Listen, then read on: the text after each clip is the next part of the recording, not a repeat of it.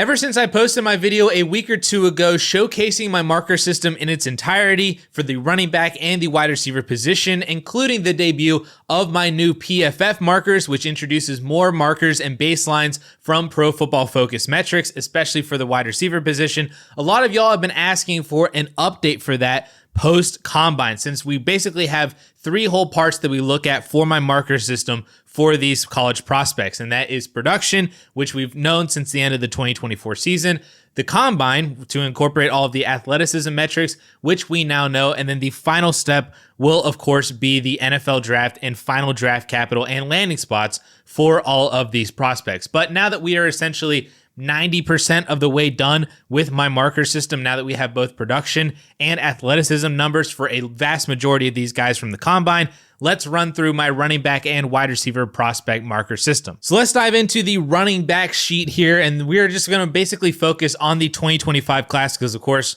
that is the prospect class that you guys care the most about. And then I will, at the end, showcase my top 10 wide receivers and my top 10 running backs for this entire 2025 class. And I'll also show a ranking system, basically merging the two, so you kind of have a feel of where each of these guys are overall in rookie rankings rather than just positionally. But let's look at this running back sheet here that we have. And again, the main one that we want to focus on, the main column, I should say, that we want to focus on is column N. That is the marker system. This is where all of it kind of gets summed up. The PFF markers one is also the other Pro Football Focus marker metrics, which are and kind of aren't really important from the running back position, but I still kept it in here just because I think it's good information to know. And there is one kind of interesting grouping of players that we'll get to in a minute that are highlighted in here that can highlight some very undervalued or other good targets at the running back position. But let's focus on this column and the marker system, and it's in its column here.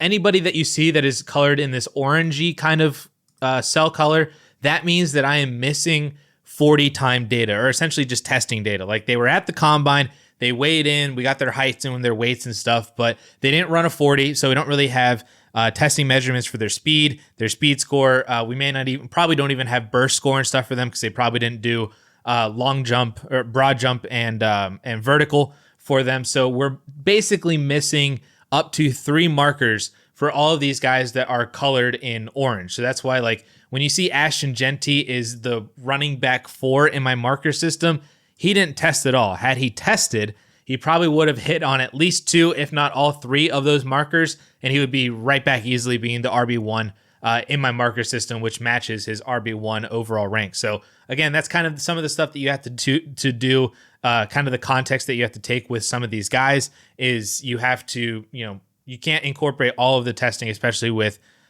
players not being willing to test as much at the combine to potentially hurt their draft stock. But I will throw this in, I will throw in pro day numbers if they do eventually run. So if Genty runs the 40 at his pro day, I'll probably throw in something in there. I don't remember if I adjust for pro day or not, but at least it'll give us an idea of what his speed looks like. Not that I'm overly concerned. He just has to be under 4.55 to hit that marker. But it'd be nice to just have that information for comparison for the others and the rest of the class and past prospects as well. Anyway, that's at least what you'll notice with these orange ones. So this is the 2025 class. At the top is 3 players that all have 9 markers hit. And of course, Genty, we're just going to exclude Genty for now. Everybody knows he's phenomenal. Blue chip prospect. Could potentially throw the G word around on him, but he is phenomenal. So we're just going to skip Genty. He's RB1. Amarian Hampton, of course, is at the very tip top of this. Amarian Hampton is fantastic. I've been on his train basically all draft season long. He is the very clear-cut RB2 for me. Nobody else is even close. It's Genty in his own tier, Amarian Hampton in his own tier, and then 3, 4, and 5 are basically all in their in a tier of themselves too. So Amarian Hampton, phenomenal. He's going to get first-round draft capital. I love every minute of it. He hits on basically everything. And I am also a bit mad about the way that he weighed in because for his BMI, I'm looking for a 30-plus BMI. And you'll notice it says 30, but that's just because Excel rounded it up and it's 29.9697 is his BMI. So he does not technically hit on having a 30-plus BMI because he's off by 4/100ths of a decimal point. And technically, if you round up, it'd really be 3/100ths of a decimal point is how far off of he hit on the BMI marker that would put him at 10 markers, even more so up above basically everybody else in this class except for Ashton Genty. That is why I'm so phenomenally high on Omarion Hampton. He is really, really good. The other two that hit on 9 markers are RJ Harvey and Bashal Tutin. Bashal Tutin was basically the combine darling. He was phenomenal. I'm really interested to see where he lands. I'm actually interested to see if he falls into day 2 because of the combine that he had. If he ends up being kind of like an Antonio Gibson, sneaks into that day 2, late round 3. And if that's necessarily the case, and depending on the landing spot that he lands in, which team he goes to, I will be very in on Bashal Tutin. I know that Justin's very interested. Kayla's very interested as well. He's just the guy that he's not going to have the draft capital to propel him up any higher than where he is right now. More likely when you have the adjusted markers, which is the final marker numbers adjusted again for draft capital, he's probably going to be lower on this list, and RJ Harvey's going to be the same way. He's going to be a day 3 pick, so he's going to drop behind a bunch of other guys. But I still look at these markers because I am very interested in these players that hit on a lot of the production and the athleticism metrics, but they don't have the draft capital necessarily to back them up in terms of being, first or second round rookie picks.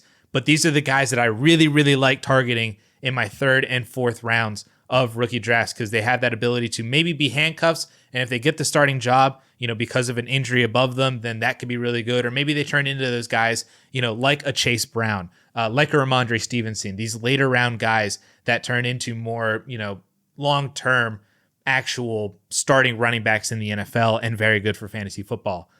So that's why I like to keep my, these guys on my radar still. RJ Harvey, very interesting. Bashal Tutin, really interesting. I have a blue color code for the marker column, and the blue basically represents that if you had 7 or more markers hit, but you were drafted on day 3, I at least take note of that. So that's why, it pointed out Ray Davis last year, Audric Estime last year.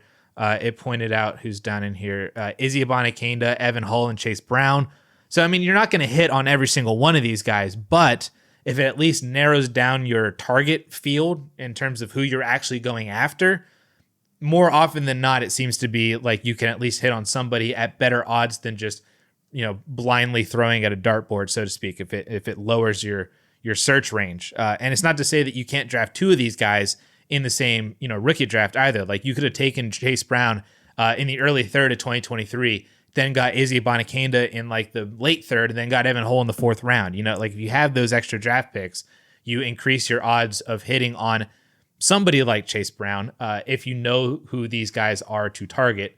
And RJ Harvey is going to be on that list. Bashal Tutin is going to be on that list. If we skip down just a little bit, Taj Brooks is going to be on that list. DJ Giddens, Damian Martinez. These are all guys that already have 7 markers hit right now that more than likely are probably not going to be day 1 or day 2 picks. Maybe Tutin slides in. Maybe Giddens slides in. Maybe Martinez even slides in. I'm not even necessarily sure, but more than likely these guys are probably day 3 picks, and I'm going to be taking note of that. Or if they do fall into day 2, I will also be taking note of that because I don't think their rookie prices are really necessarily going to skyrocket from that. So these are all guys that I'm already like immediately they're on my radar. Pay attention to where these guys end up on at the NFL draft and target them in rookie drafts, no matter where they land up, no matter where they land. If they're handcuffs, RB3s, of course, you can adjust your rankings based on who potentially has an easier path to starting a role. But these are at least the guys that I'm keeping on radar right now. We'll see how they get impacted by the NFL draft. I'll add LaQuint Allen to that as well. If you watched my under the radar rookie video from before the combine, I highlighted him specifically in that video. Everybody loves DJ Giddens. Everybody seems to love Damian Martinez. LaQuint Allen still seems to be flying under the radar. He hits on 6 markers right now and also did not test. So theoretically, he could have hit on 3 more, putting him up into 9 markers up there with Bashal Tutin, or even just 2 of them would have been up there with Taj Brooks and stuff. So LaQuint Allen, had he tested, the only other guy on this list that could have gotten basically up into that 7 mark. Dylan Sampson, maybe too. He'd had to hit on all 3 of my markers for athleticism because he didn't test to potentially be up there. So Sampson maybe a final guy to throw onto this very, very early pay attention to these guys on draft day list. So we already hit on all these guys. Genty, Trayvon's in here. He hits on 8 markers. Really good prospect. I do have concerns about his ability to be a true 3-down workhorse at the NFL level. It seemed like the injuries really kind of plagued him through Ohio State. He hasn't been a workhorse since his freshman year back in 2021. And even with Judkins coming in, Henderson seemed to really thrive in that kind of 1B role, which is not bad in the NFL. Like Jahmyr Gibbs thrives in that role. I don't think Henderson is Jahmyr Gibbs. Jahmyr Gibbs, I think, is just better. But, we've seen some of these running backs do really well in a 1B role. And then if they have the opportunity to be the one and have that full 3-down skill set, even for just, a game or two or a stretch of weeks, they can be really, really good in that role. My comp for him is DeAndre Swift, which, again, may or may not sound like a good thing, but Swift has been very good, or at least was good with the Lions, and then was still kind of good for fantasy as a full-time guy for the Eagles before, falling off the face of the earth. And now he's probably going to be benched in the Ben Johnson system again in Chicago. But I think Trayvon Henderson kind of fits that DeAndre Swift mold as a guy that is not necessarily someone you want to give your entire backfield to, but could be a very good 1A or 1B with another kind of grind and pound kind of running back. So Henderson, he's my RB3. So I don't have any issues with him because I think his ceiling is a lot higher than Judkins and Caleb Johnson, who are my RB4 and 5, just because he has more pass catching ability, the explosiveness, the electricity. It's all there for Henderson that, and I think he has more of a fantasy ceiling than the other two. Scadaboo's interesting. He didn't test as well, so had he tested, he could be up with at 9 or 10 markers. I highly doubt he'd get that high just because the dude's so big. He purposely didn't run the 40, I think, because he knew it was going to be a bad 40. So I doubt he would have hit my 40-yard time marker. He would have been had to have been a sub 4.55. I doubt that he would have ran a sub 4.55, especially because Caleb Johnson didn't either. And Scadaboo is basically the same size or bigger, slightly smaller than Caleb Johnson by 5 pounds. But still, I think it would have been a struggle for Scadaboo to hit my 40-yard dash time. He did hit the burst score. He did that. So technically he's only out on 2 because he didn't run the 40. So I don't know if he would have hit either one of those markers, but at least he's over 7 right now. Very interesting prospect. Again, I don't know if he goes in day 2 or not. I think he's more likely a day 3 pick. Very interesting still. Just another guy on the list. Hit on Giddens, Martinez, LaQuint Allen. Devin Neal is down in here. Ollie Gordon is down in here. This is basically where the class starts to get into a muddy area of I'm not really sure who some of these guys are. I'm talking about Devin Neal, Ollie Gordon, Raheem Sanders, Donovan Edwards. Like all four of these guys were like Devy running back darlings at some point, and they just something like Devin Neal, I think, has been the most steady, the most consistent. I'm probably underrating him still a little bit, even though he's like my RB6. I'm probably still underrating him because I don't know if he has that ceiling to get up into, the Judkins or the Caleb Johnson range. But I also think that he's just a better bet than Ollie Gordon or especially Edwards and Rocket Sanders because they just kind of fell off over the past year or so.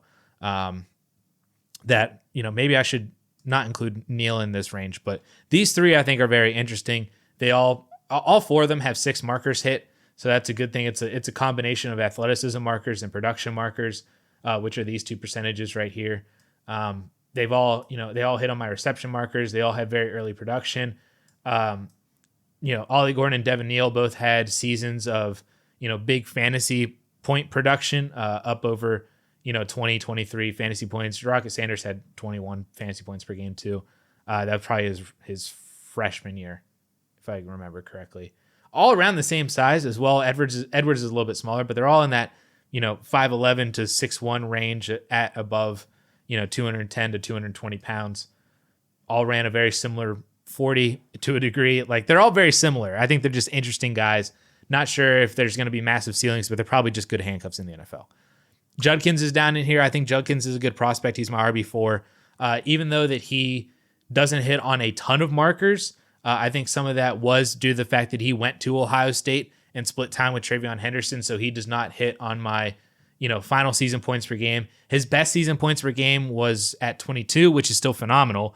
I'm looking for 25 to really differentiate that from high season production. So he didn't hit that as a freshman, which is when that 22 fantasy point per game season was. But I mean, he had all of the production at Ole Miss. The receiving game wasn't necessarily there, but I was very encouraged by the receiving output that he had at Ohio State. Splitting time with TreVeyon Henderson is that he basically, matched his season high or career high for receptions at Ohio State in a more part-time role. So, had he been a more full-time player, I think that we would see him hitting that marker and he'd be, up above all these guys, up kind of with TreVeyon Henderson, so to speak. And the 40-yard dash time was really good too. I love seeing that at 4.48, over 220 pounds. Love seeing that. Very much cleared the is he fast enough in a straight line run, which I know there are question marks about that after you get that chase down tackle from the end of the season. But I'm not really worried about it. I think Judkins is good. He's going to get the draft capital. He's going to get an opportunity to be a team's RB1 in the NFL, and I'm paying attention to that. Same way with Caleb Johnson. He's down here at 5 markers hit, and I think a lot of that is just due to the fact that he didn't really do anything prior to 2024. He didn't do anything as a freshman or a sophomore. 800 total yards was his best season marks. Then he broke out as a junior, over 25 fantasy points per game, 27.7 fantasy points per game in 2024. Not really, again, another receiving back, but did enough, I think, that even though he doesn't hit my marker, it's not to say that he can't do it. Athleticism was still pretty solid. He did run a 4.57, but at 224 pounds, that's still over a 100 speed score, which you do like to see. Johnson's my RB5. I do know that there are people that are a lot higher on him. Again, I think he's just a very solid, he's Najee Harris to me. That is my comp for Caleb Johnson is Najee Harris. Think he's very solid, can catch the ball if he's asked to. And if he finds himself in an offense that does ask him to catch more, I think that'll raise his fantasy ceiling. But and he will be a starting running back in the NFL, I think, after draft day. It's just, where does he go? When does he go? I do expect him to be a top 75 pick, if not even top 50. But I think he's just I think he's a solid prospect. He's my RB5. I think Caleb Johnson's good. Going through the rest of this list here, I mean, Brashard Smith is an interesting name. I'm really kind of out on Trevor Etienne. Woody Marks, I'm kind of out on. Sampson, we already kind of hit on as could have maybe potentially been up in that 7 range if he had tested. Jordan James, maybe. Jaden Blue is really fast. I'm not really interested in any of these other guys. The one name that I purposely skipped over because I want to end on this blue cell color for the PFF marker column. And there are only 2 running backs in this class that are shaded blue in this PFF marker system. One of them is Ashton Genty. The other is Auburn's Jarquez Hunter. And that interests the crap out of me. I didn't actually have Hunter in my database prior to the NFL Combine. I was still kind of fleshing it out. And then whenever he, ran at the Combine, I had to throw him in here because he's a prospect in the class. And then his PFF marker column hit blue. And I'm like, oh, actually, I need to dive back into Jarquez Hunter. I knew he was a starter for Auburn. He was a starter there for 4 years. Did really well this past season, but I just never knew that he was going to be that interesting of a prospect. To give you a frame of reference for how this blue cell color works. So first of all, it's colored blue if you hit on 4 very specific Pro Football Focus markers that I went back and looked at.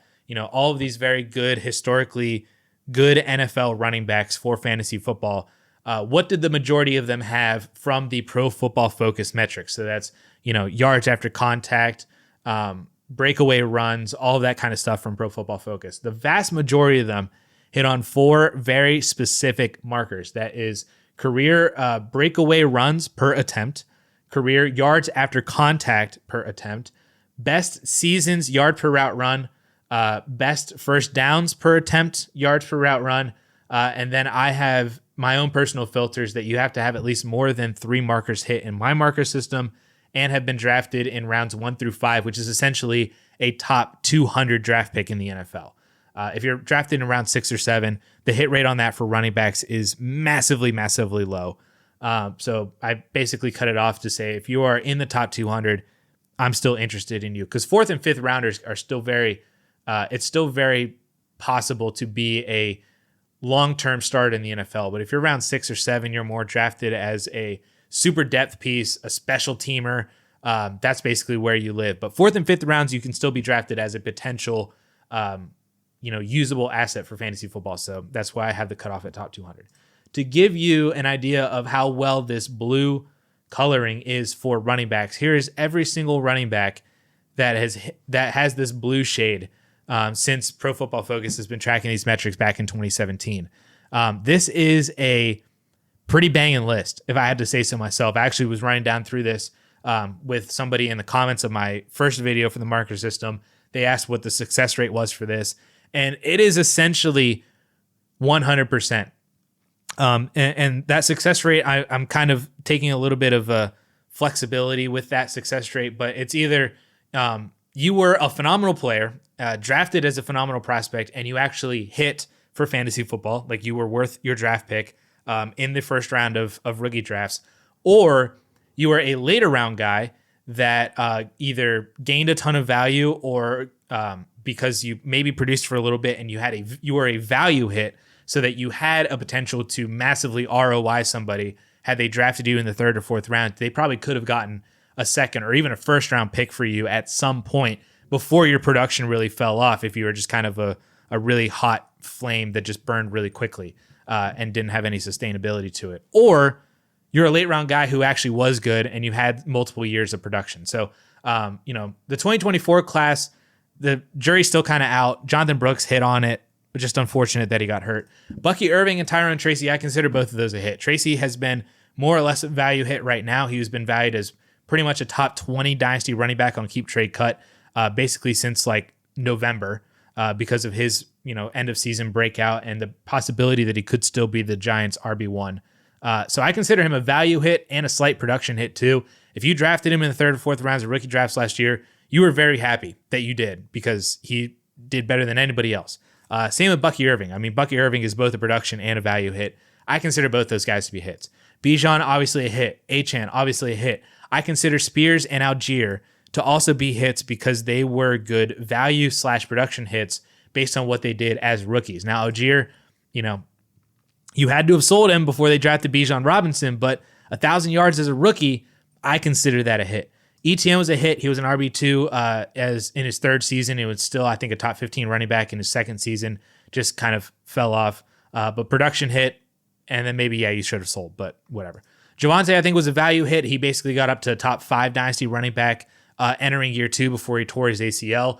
Yeah, you had to sell before he tore his ACL to ever get that max value, but value hit and still carried a decent amount of value even after his ACL hit that gave you a window to even sell for a first-round pick. Michael Carter, I think, was a value hit, more or less. He did well as a starter for the Jets for a half a year. Like, he's like Michael Carter is what you should be concerned about if you have Tyrone Tracy. That's essentially what I think it is right now with Michael Carter. So I think he was a value hit that you should have sold. Stevenson obviously has been solid over the past couple of years, probably still going to be the starter this year. JT's a hit. DeAndre Swift's a hit. Antonio Gibson is a hit. He was a multiple RB1 seasons in year 1 and year 2, or year 2 and 3. 2 of his first 3 seasons were top 12 seasons for fantasy. Hit. Darrell Henderson, I consider to be a hit because he was producing as an RB1 for the first 12 or 13 weeks of 2021 as the starter for the Rams. Pollard's definitely a hit. Penny's the only real miss on this one. Like, you just swung and missed because he got hurt. And that's what I fear is going to happen with Jonathan Brooks. Cook obviously hit, Mixon hit, Kareem Hunt hit, Alvin Kamara hit. Like, this is the list of running backs that all hit on all 4 of those PFF markers. And the only 2 from this class are Ashton Genty and Jarquez Hunter. So Hunter is probably going to end up being my auto 3rd round pick this year. I mentioned that LaQuint Allen might be that in my video last week before the combine. But now after seeing this, it might be Jarquez Hunter. I watched his film because I dove into it a lot more after I saw that he was on this PFF marker list. He reminds me a lot of Chase Brown, honestly. The size is there. Not so much like the pass catching ability or the true 3-down work ability, but he is really fast in open field. He can break tackles. He hits on all of it. Like, the Pro Football Focus markers, you have to hit on yards after contact per attempt. You have to hit on breakaway runs. You have to hit on yards per route run. So he has all of that kind of stuff, first downs per attempt. So he's gaining chunk yardage. He's doing so at a high clip. He's breaking tackles, breakaway runs. solid in the receiving game with yards per route run. I mean, it's all there for Jarquez Hunter. He just played for Auburn. It wasn't like he played for Alabama or Texas or Ohio State or anybody like that. He played for Auburn, who was like a mid team for the SEC. But he was really, really, really good in the, opportunities that he had. So Jarquez Hunter, I think, is going to be a name that I am keyed in on the most. Of course, I am very curious still on all these other guys: Bashal Tutin, RJ Harvey, Taj Brooks, Giddens, Martinez, LaQuint Allen, Devin Neal. Of course, I'm paying attention to where all of those guys are going. But when Jarquez Hunter's name gets called in the NFL draft on day 3, but in the NFL draft, I'm going to be paying very close attention to where he lands. And like I said, he probably is going to end up being my auto 3rd round pick, just like Chase Brown was 2 years ago. And I didn't even have these PFF markers back with Chase Brown. I just loved his profile that much. It was that productive at a more mid-tier Big Ten school. And that's how I feel Hunter is at a mid-tier SEC school. Very similarly sized, runs a 4.4.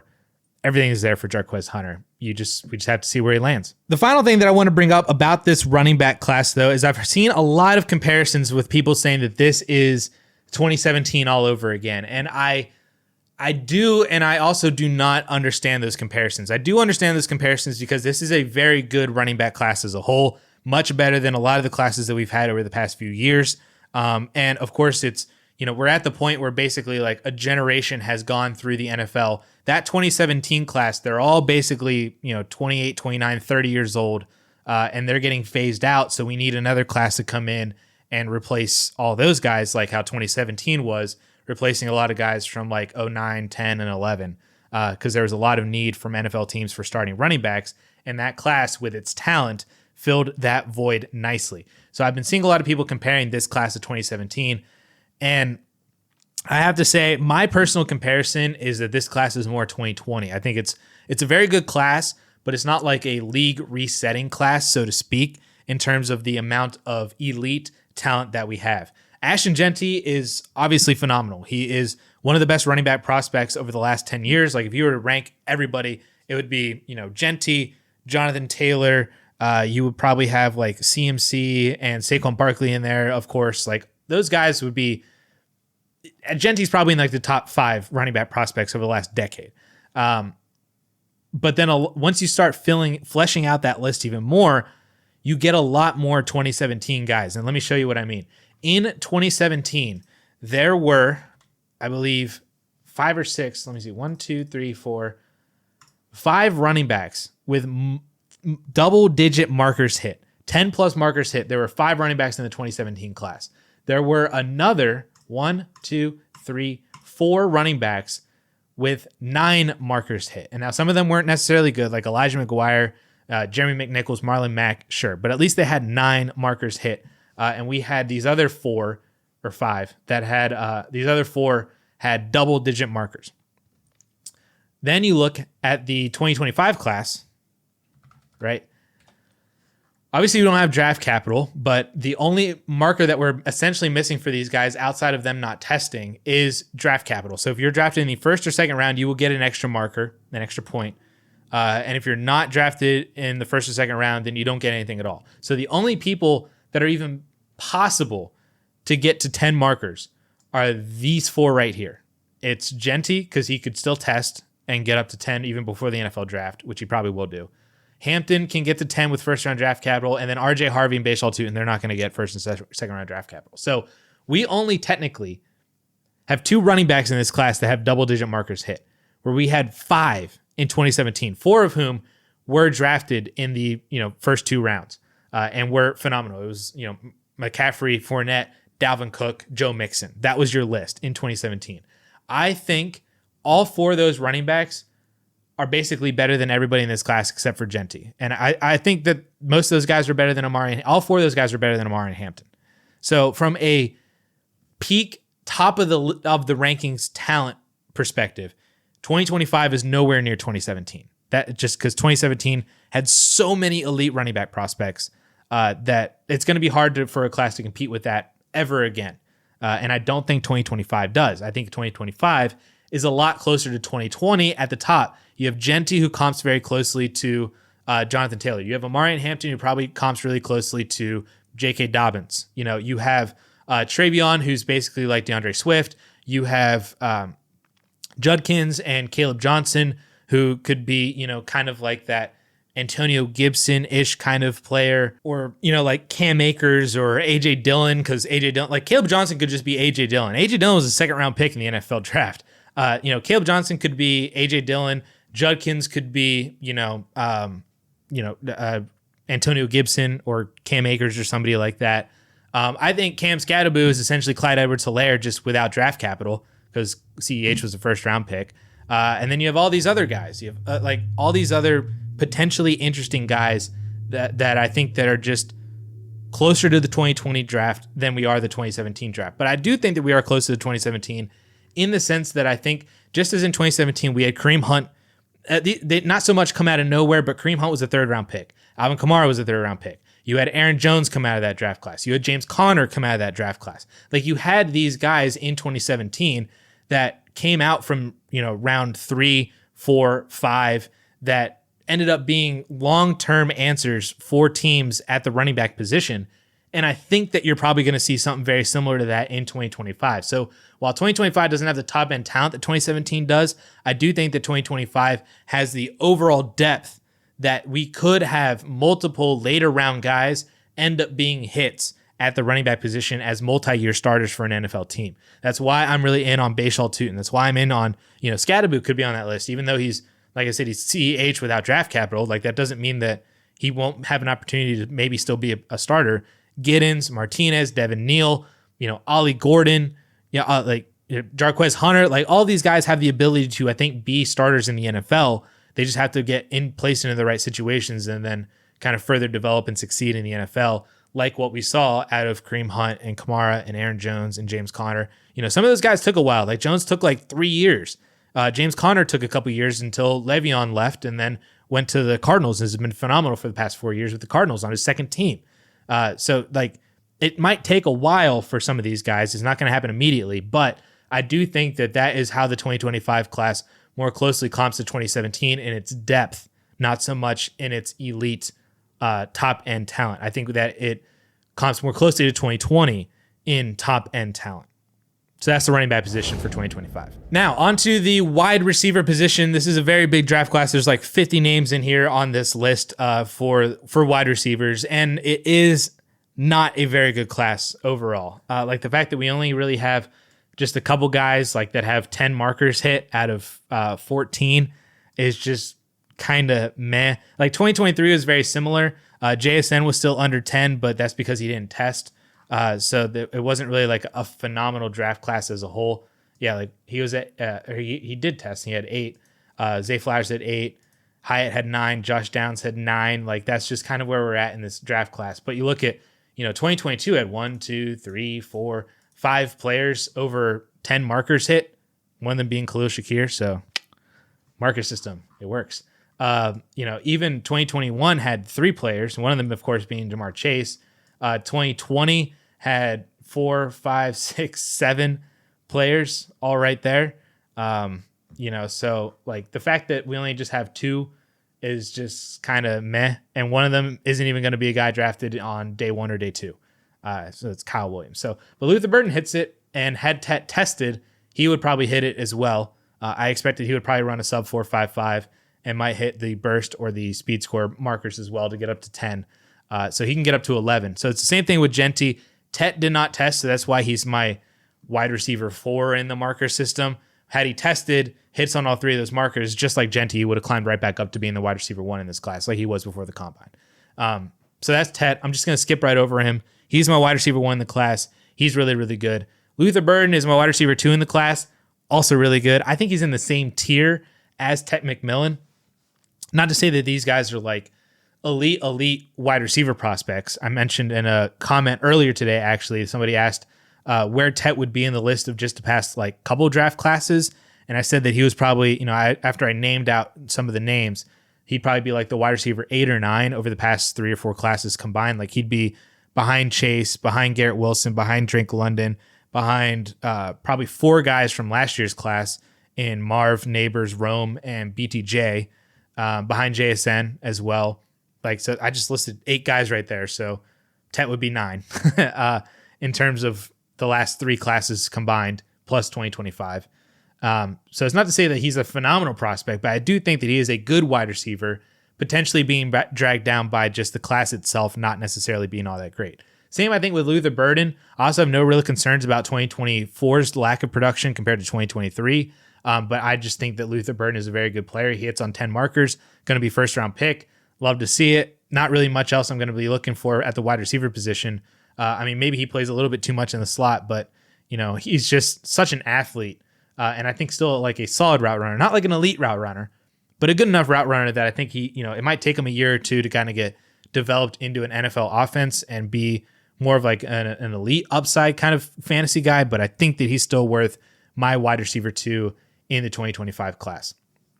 But going down through the rest of the list, just like we did with running backs, Kyle Williams is a very interesting name. He hits on 10 out of my 14 markers, like I mentioned. Probably going to be a day 3 pick, though. He does have not draft capital. He will have draft capital issues. Hands issues, drop issues is what I was trying to say. He does have drop issues. He is a 5-year guy. Don't like to see that. I mentioned something about 5th-year guys in a minute here. But he had really good production in college across most of the 5 years that, and he's got good size, good speed, 5'11", 190, ran a 4.4 flat. So like, he's not a bad prospect by any means. They hit on 10 markers. I think he's going to be a very interesting guy. It's just going to depend on where he ultimately ends up landing. Like, I hope it's not like a Bryan Edwards situation or something like that. I really like Bryan Edwards, but didn't come to fruition. Ricky White is just kind of meh. Dude ran a 4.6. Don't like that at all. That's actually a red flag to be a 4.6 or slower in my wide receivers. So he's just kind of here. I still don't know how to pronounce this guy's last name, but Alec A from Stanford, Ayomanor. I don't know. I need to actually look that one up, or somebody in the comments needs to tell me how to pronounce that. He comes in here. He hits on 8 markers. He's fine. I'm pretty out on him, and I'll get to that in a minute here when we talk about PFF markers. You'll see he's colored red. I'm pretty out on Alec. But I think he's okay. Like, in terms of this whole entire draft class, he's probably going to be like your wide receiver, like 6 or 7 or something like that for most people. I think that's fine. I'm not really. I think there's other interesting names that we can get to that I think all these guys are kind of very similar-ish draft capital that you just need to probably not take a wide receiver at all because this class isn't necessarily that great. Torrey Horton, I highlighted him in my pre-combine video. I didn't actually expect that he would run. He ran a 4.41 at 196 pounds. So really like to see that. I love Torrey Horton as well. Another 5th-year guy. But I am very interested to see where he goes. I comped him to Will Fuller. So I'm very interested in that. Travis Hunter's down here. He hits on 7 markers right now and then also did not test. So had he hit on all 3 of those markers, that he would be up to 10. So another guy that could probably be up there to the 10 marker list with Tet. So we could have 4 wide receiver prospects over 10. Makes the class look a little bit better. I still don't know what the heck to do with Travis Hunter, though. Like, I don't know if he's going to end up playing wide receiver in the NFL, if he's going to play DB, if he's going to try to play both. I have no idea what the heck's going on. May not even know until we find out from the team that's actually drafted him in the NFL draft. He's a really good wide receiver prospect, though. He's a great wide receiver prospect, a great DB prospect. We just need to figure out what the heck he's doing at the NFL level. But, I mean, if you're talking about sheer upside from this class, I think Travis Hunter has a deserving shot to be the wide receiver 1 rookie in this class. Probably has the most upside out of anybody in this class as well. It's just, does he actually play enough offensive snaps to be fantasy, not only just fantasy relevant, but to actually hit that ceiling for fantasy football? Because I think he could. I just don't know if he plays enough offensively. Well, we'll have to find out. Isaiah Nayer's in here from Nebraska. Interesting. Jalen Royals is down in here, as is Trey Harris, as is Jaden Higgins, kind of all in this kind of, there's a lot of people in this range that hit on 4, 5, and 6 markers that are all just kind of thrown in here. I think these 3 are the most interesting to me. Royals, Harris, and Higgins. I'm going to be very interested to see where they go and when. But those 3 at least are very early draft targets for me in that kind of second round range, probably mid-second round, plus or minus depending on where they actually end up going and when. But I like all three of these guys. I don't really have anything else really to say about Felton, Knoll, Armstrong, this other Felton, Elijah Badger, Keandre Lambert Smith, former Penn Stater. Pat Bryant is big. He's tall. That's 6'2", 204. Also ran a 4.6. That was slow. So he's just kind of in here. All of these guys, Savion Williams, just kind of in here. Yeah, that's just kind of it. There are a few names down here that don't hit on a ton of markers. So Emeka Ibuka's down in here. He's my wide receiver 3. Ibuka is going to be on my Ladd McConkey. I mean, he is on the Ladd McConkey list. You have to be drafted. So like when you see down here, like Jacoby George is on the McConkey list right now. If he does not get drafted, he will be off the list. So you have to at least be drafted. But Ibuka is going to have first round draft capital. He hits on so many PFF markers that kind of makes up on a per route basis what he did on a season long and career basis, because of course he was playing with Wilson, Olave, JSN, and Marvin Harrison Jr. and Jeremiah Smith. So you can't fault him for playing with 5 of the best wide receiver prospects that we've seen in the last 5 years. And Ibuka, I think, is also just really, really good. He's my wide receiver 3 in the class, even though he's really low in this marker system. But he is on that McConkey list that I'll get to in a second, as is Tez Johnson. I know a lot of people talked about, Tez Johnson didn't run well, combine loser, blah, blah, blah.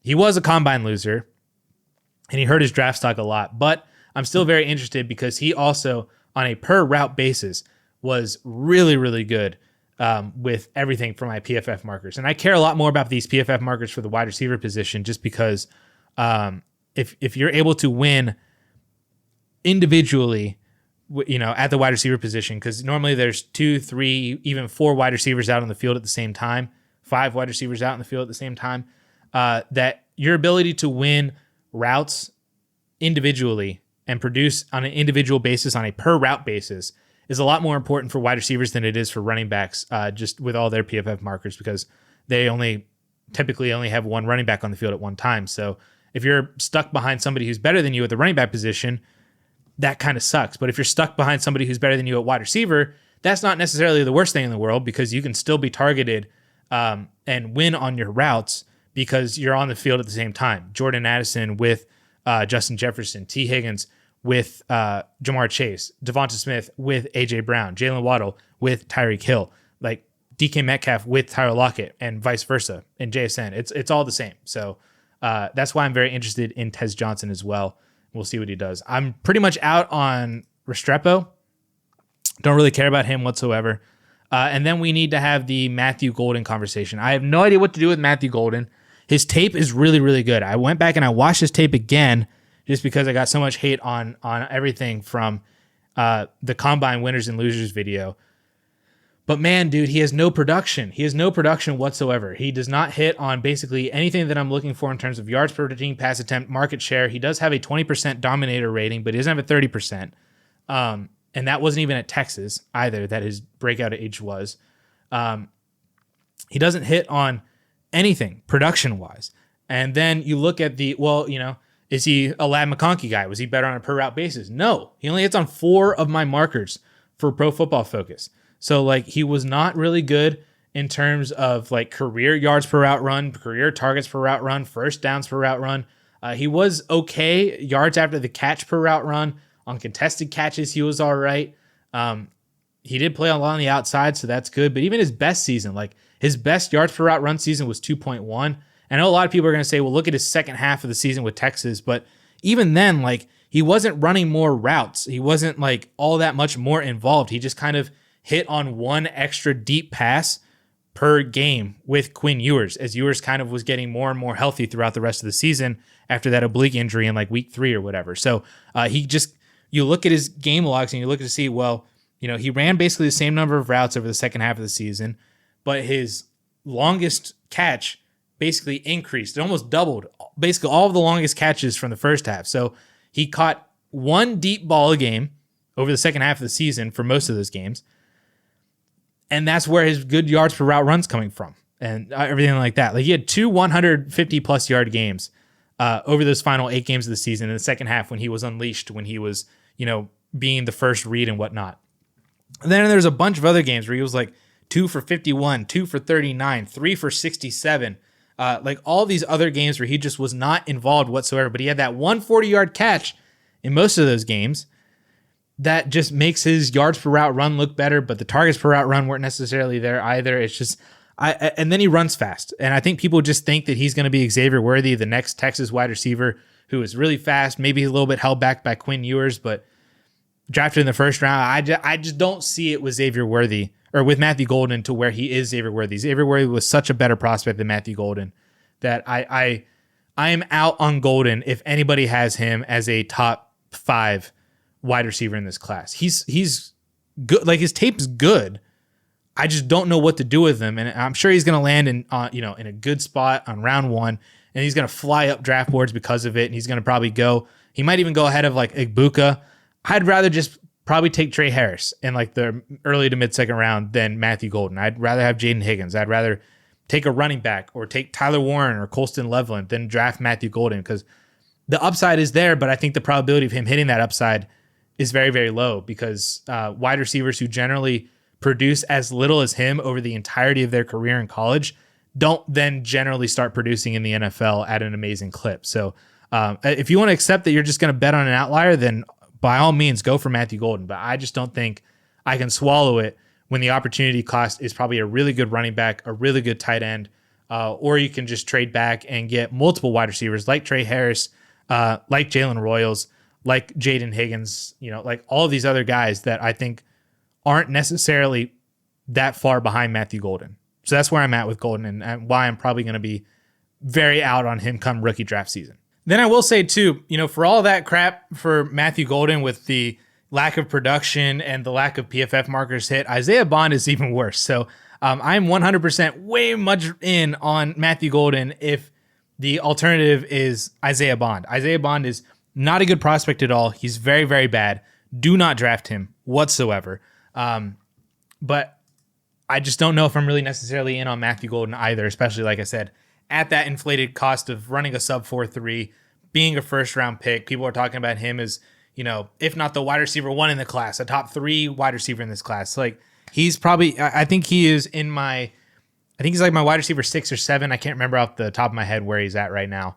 And that includes Travis Hunter being thrown in there too. So like I'm like in at a certain point, but I'm not in if people are, like I said, raising him up to being a top 3, or wide receiver, like up there ahead of Burden or with Burden or ahead of Ibuka or with Buka and stuff like that. Like that, I think there's a point for me that Golden seems to be too high that I will probably not be able to draft him whatsoever, just because I'm not in on him like that. But after that, I mean, that's essentially it for the wide receiver class. So I did mention that I was going to hit on these PFF markers. So this is what I've been calling the Ladd McConkey list. And I did misspeak. I said that you do need to be drafted. That was incorrect.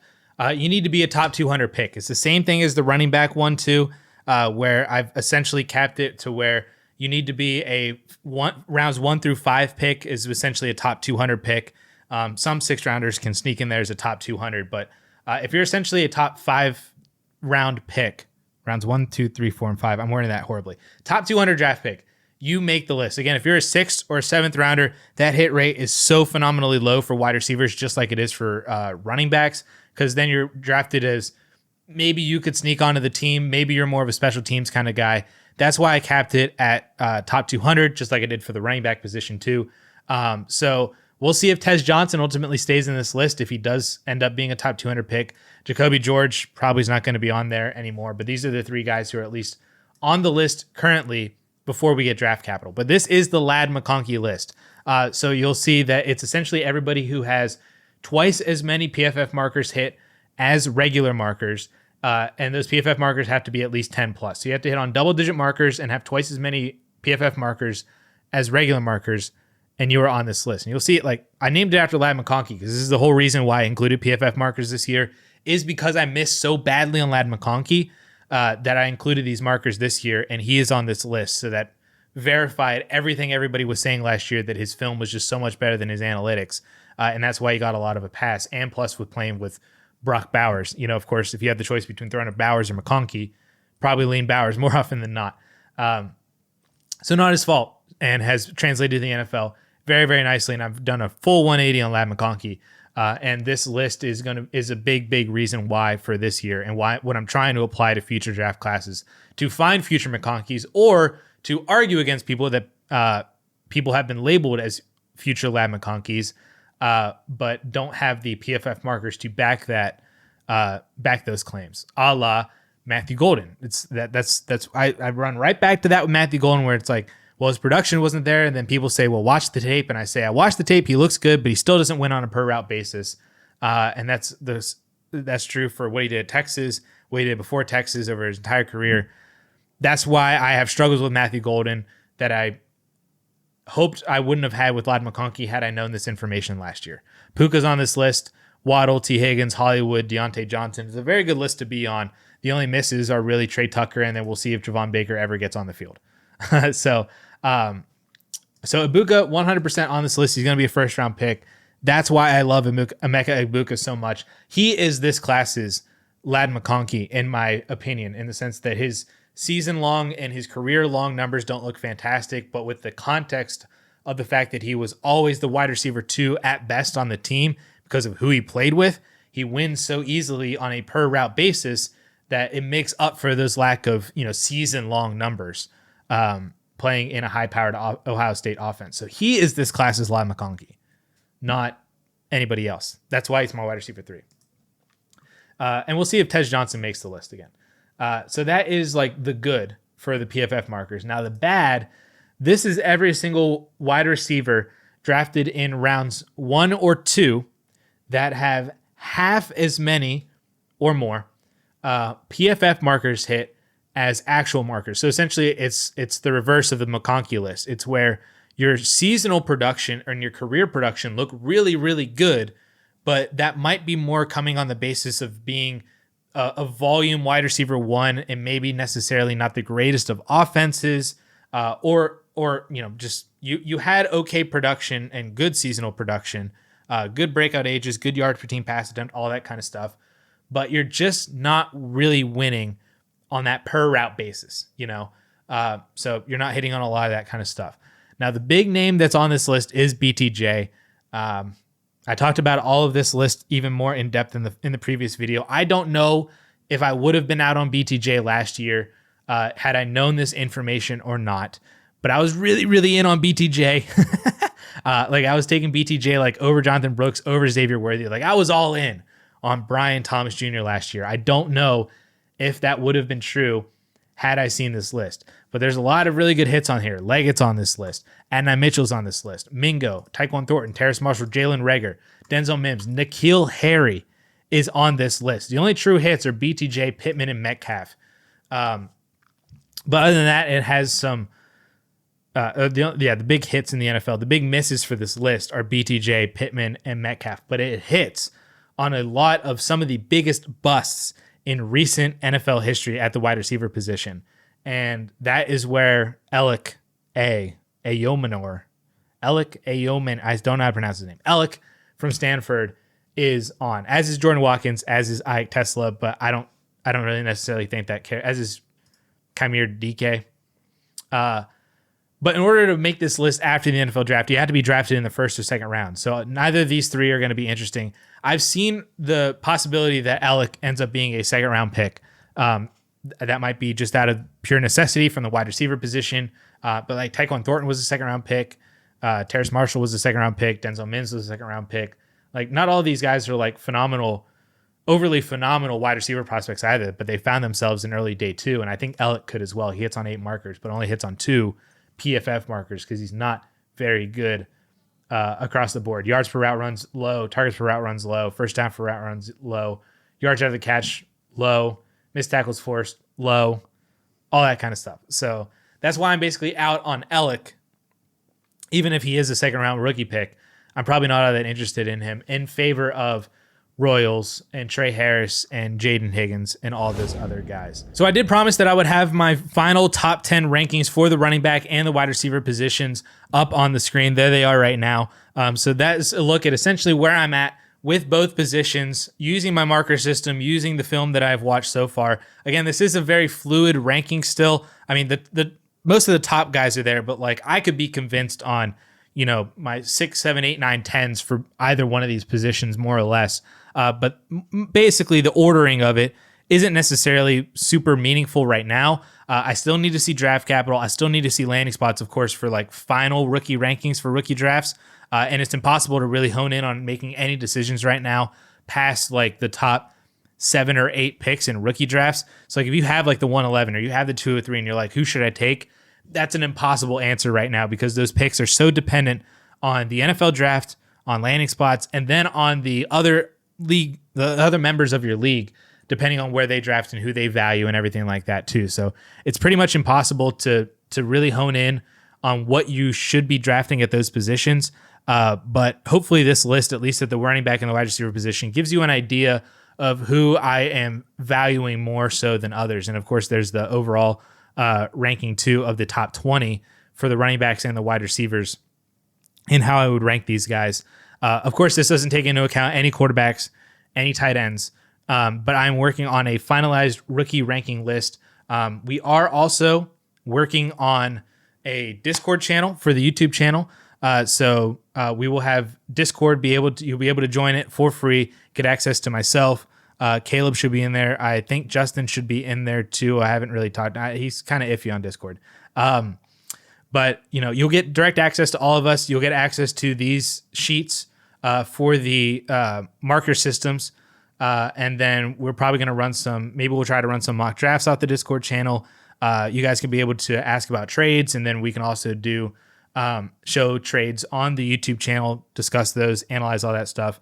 We're talking about doing team roster reviews through the Discord channel. So basically, this Discord channel, I think, is going to be a big hub for a lot of what we're doing on the DLF YouTube channel to be able to then help you guys out with more content, get more direct input from you guys, and then to help you guys just directly as well. So I'm terrible at describing all of this stuff off the cuff. I usually have my teleprompter and whatnot. But that's where we're at least with the Discord channel. So I don't know if it's 100% ready right now. I have one guy looking at a bunch of he's adding like the permissions. I don't know Discord like that. But we got a guy looking at it right now. So I don't know if it's going to be ready when this video posts, but when it is ready, I'll make sure to post it on YouTube, post it in other videos. We'll have a final announcement maybe in a different video. But if you're interested in that, let me know. Then I can also drop a comment and reply to you guys directly with the link for that Discord when it becomes available. But be on the lookout for that if you are interested in a Discord channel for the DLF YouTube channel that is separate from the DLF stuff. So it's just YouTube in general. And that will be coming very soon. So appreciate you guys for sticking around for this long of a video. Again, I talk a lot, but I do think that this is hopefully very good information for you guys. And a lot of people have been asking for this kind of an update for post-combine marker stuff because you guys loved what I was talking about with the first marker video. So if you did miss that video, you can check that out right up here. And until the next video, guys, thank you guys for checking us out. Hit that like and subscribe. Peace.